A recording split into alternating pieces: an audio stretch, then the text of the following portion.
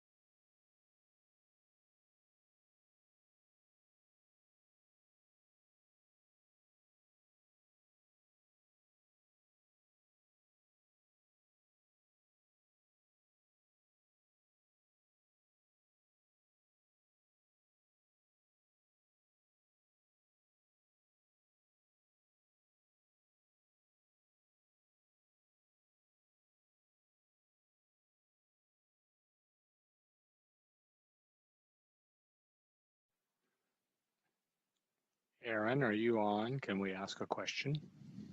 I can try to answer your questions. They don't carry any weight, but my answers that is. But they're wrapping up this last bill 1176 here. So I'm wondering if you have any insights on the schedule. So I'm thinking that we'll probably be going, right up through that. That's my guess anyway. Obviously, a house cut off.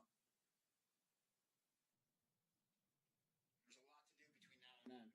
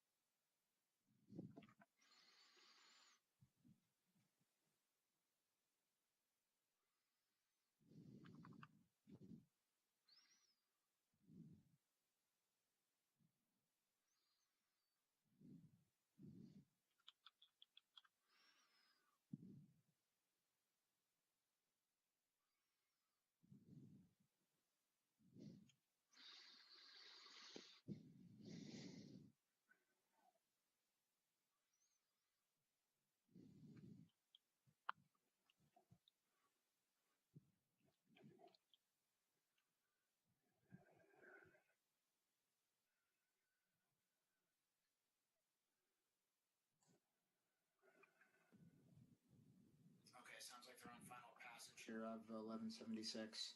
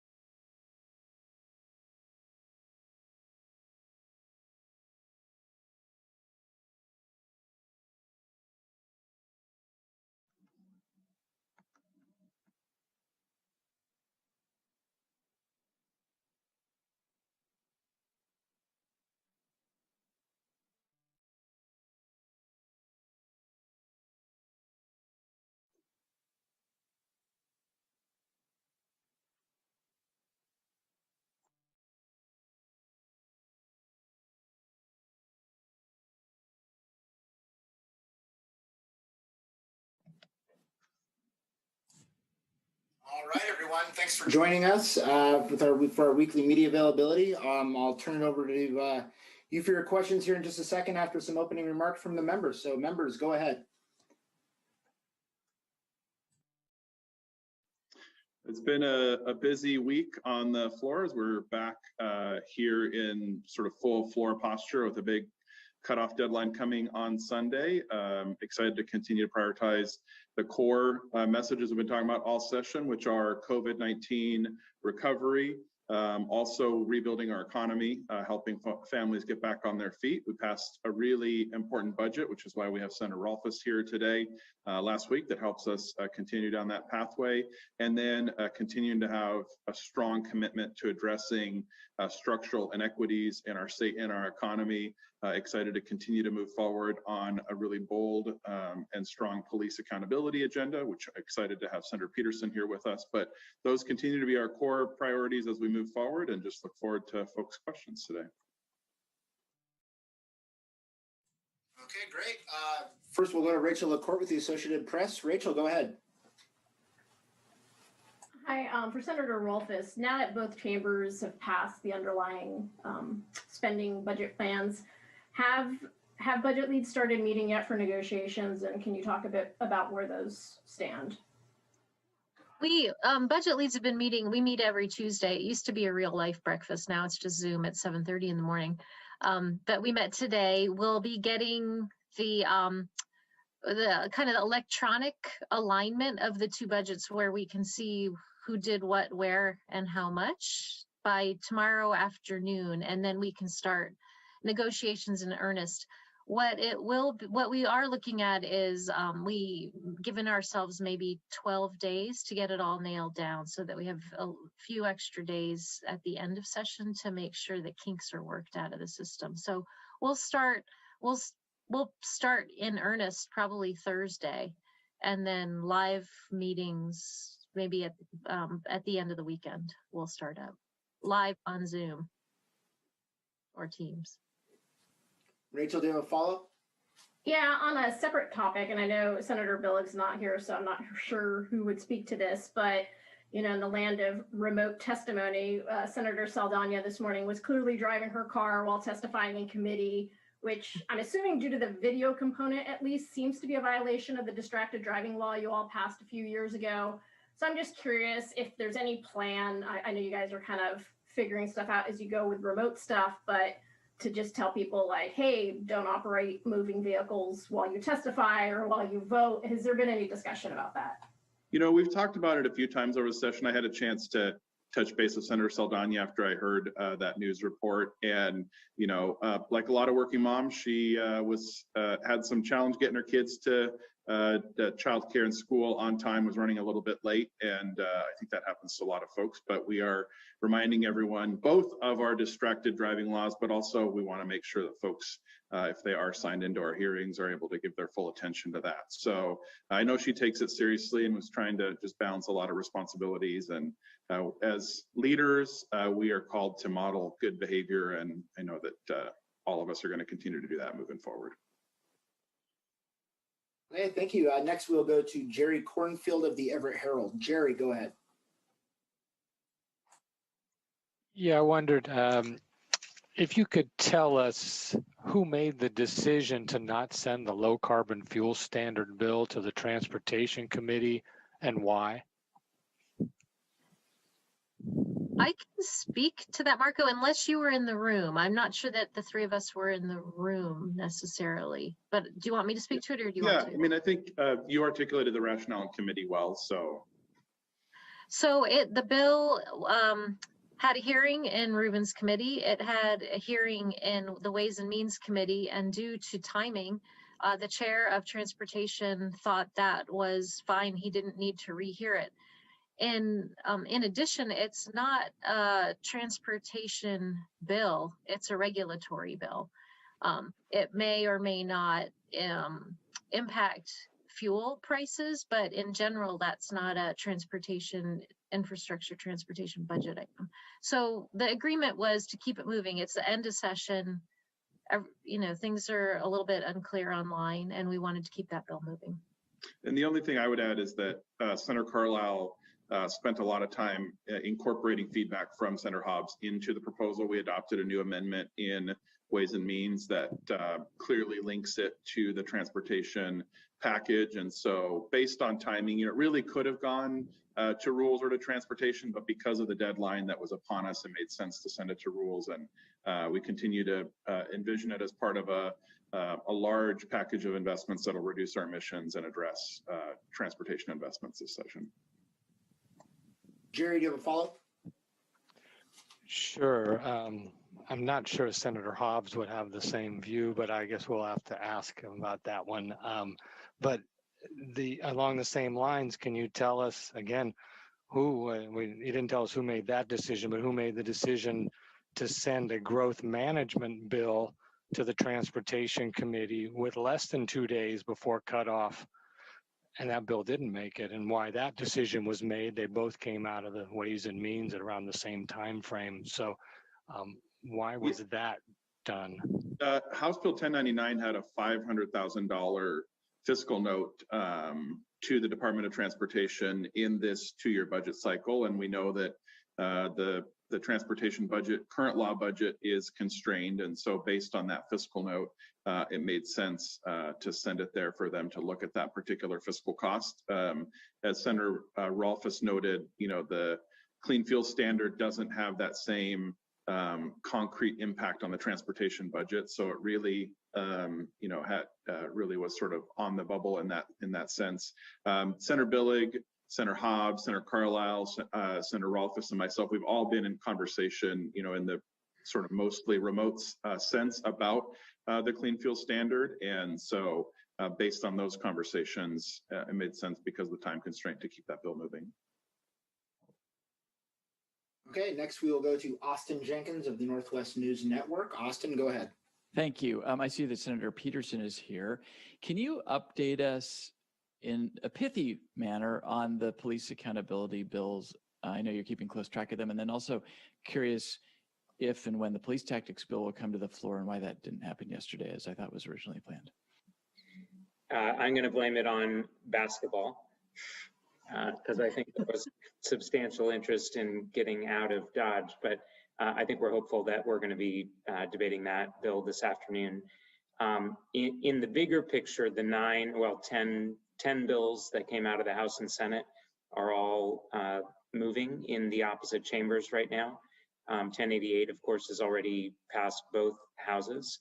5051, which is my decertification bill, got pulled by leadership, so it's on the floor calendar over in the House right now. We pulled 1267, which is the Office of Independent Investigations bill, out of rules this morning. So we have that, and 1054. And 1089 also came out of rules. That's the audit bill. So, I think we're making really good progress, and I think we intend to pass all 6 of the bills that the House sent to us. I am hopeful, based on how things seem to be progressing over there, that they will pass all 4 of the significant bills that we sent to them. Austin, do you have a follow-up? I do. Just again, briefly, there are those who will criticize, even though these are significant pieces of legislation, they will say that really the only way to reform policing is to build it from the ground up again. And we've even heard calls to defund police. What can you say about the changes that presuming these 10 bills go through, what this represents, and how do you respond to that criticism that it's just not going to be enough to do a wholesale overhaul of policing? Well, look, I think there's no way that we're going to change a system that was put together over hundreds of years in a single legislative session. I would, however, be willing to put what we have accomplished and are about to accomplish in this session up against what's happened in any other state. We are reforming the certification and decertification system. We're creating an independent office that will do investigations of all deadly force incidents. We're going to be collecting data about every use of deadly force. We are creating a statewide standard on the use of force. We're providing civil liability for uses of force that are unjustified and removing that felony bar. So we have a whole series of things. I know that there are particular reforms that some people wanted to see and that they're disappointed are not part of that package. And we will be back in 2022 to continue working on these issues. Great. Next, we'll go to Joel Sullivan of the Seattle Times. Joe, go ahead. Hey, back to the clean fuel standard. Where is what is the status of the grand bargain right now between the clean energy stuff and the transportation package? What obstacles have been resolved? What remain? And when do you need to get those under wraps to actually move that by the end of the session? Well, our transportation committee had a work session today on the Forward Washington proposal. I know Chair Hobbs and Chair Fye in the House have both released their transportation visions. So that is concrete and in front of folks to get feedback on. We have the Climate Commitment Act on the Senate floor. We have the Clean Fuel Standard on the Senate floor, and the House has the HEAL Act that they continue to work on. So those are sort of the largest elements, and they continue to move through the process and continue to be vetted, and ongoing discussion around all of them. Senator Rolfes, I know from the operating budget perspective, you've been working on elements of this, if you want to chime in as well. No, not necessarily on elements of the grand bargain. I think you covered it. Okay, Joe, you have a follow-up? Sure, Senator Elias, you didn't mention those elements in the, other than equity and maybe the HEAL Act in the priorities you stated earlier. Where does this fall in the priority list right now for the Senate Democrats? Well, I think there's no question that transportation is an incredible job creating tool. And so as we think about how we help our state and our economy recover from the impacts of COVID-19, putting tens of thousands of people back to work, building our infrastructure, especially when we see the American Jobs Plan beginning to take shape at the federal level. If we can pair a state investment in clean energy and in transportation infrastructure together with a federal package, that will have an incredible stimulating effect in communities all across Washington. I had just a brief chance to look at Chair Hobbs' proposal, and it envisions transportation investments in every single corner of Washington, creating jobs all over our state. And then obviously the Climate Commitment Act and the Clean Fuel Standard also create jobs both in rural and urban settings, doing the important work of reducing our emissions. So I would classify it as part of our strategy to help the economy get back on track, to create jobs. And then it obviously has the other really important impact of addressing the climate crisis, which candidly, as the pandemic begins to fade into our memories, hopefully by the end of the year, the climate emergency is going to be right back in front of us. So I think that this is a way to address these continuing public health challenges we've got in our state as well. Great. Next, we'll go to Michael Goldberg of the Washington State Wire. Michael, go ahead. Thank you. I'll direct this question to Senator Elias. The Forward Washington Transportation Package includes a new surcharge on Uber and Lyft and other for-hire vehicles. Additionally, Representative Sells, who chairs Labor and Workplace Standards, told The Wire recently that during the pandemic, it was a problem that Uber and Lyft drivers got pandemic unemployment assistance without the company paying into the system. Why haven't companies like Uber and Lyft been obligated to pay more into the state thus far? And how much of a priority is increasing the level of support they're obligated to make towards the state's safety net and infrastructure going forward?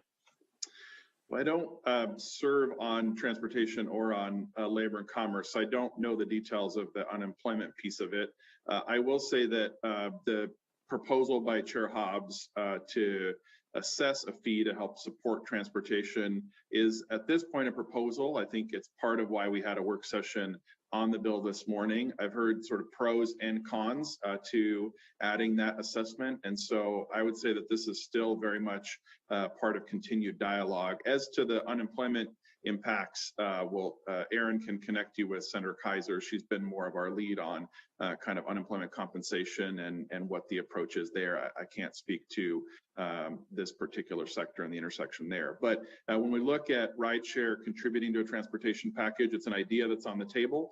We look forward to hearing from Washingtonians about whether it should be part of the final agreement. And that's what the next 19 days are for, to iron out those details and get the right balanced set of investments, both in terms of the revenue and the investments on the ground that it'll pay for. Michael, do you have a follow?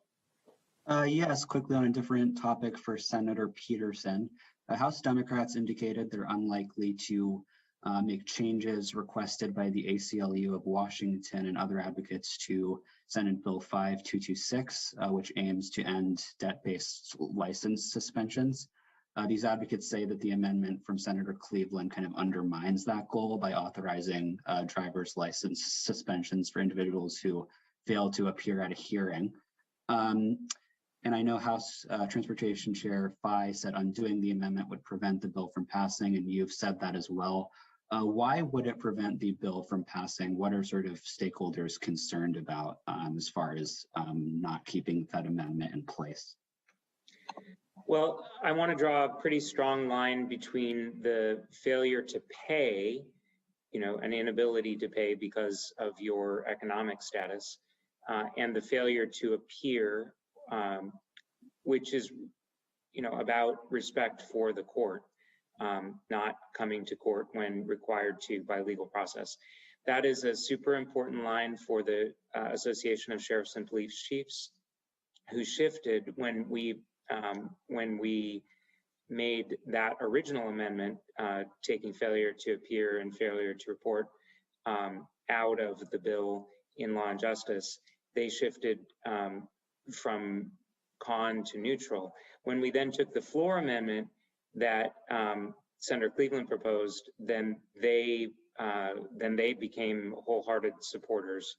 And so I think if you step back and think about it, I remember Adam Klein when I was a new chair over in the House, bringing me a big stack of bills that included work on this DWLS3 charge.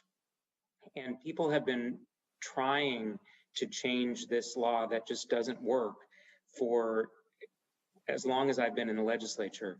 Now we have a proposal that cuts right to the core of the problem, which is to say we're not going to use the criminal law against people who can't pay their traffic tickets, right? And the bill absolutely accomplishes that. Does it go as far as the advocates originally wanted? Not quite, but there will be future sessions as well. And I think that it is a really important step toward achieving a just outcome for people who can't pay their traffic tickets.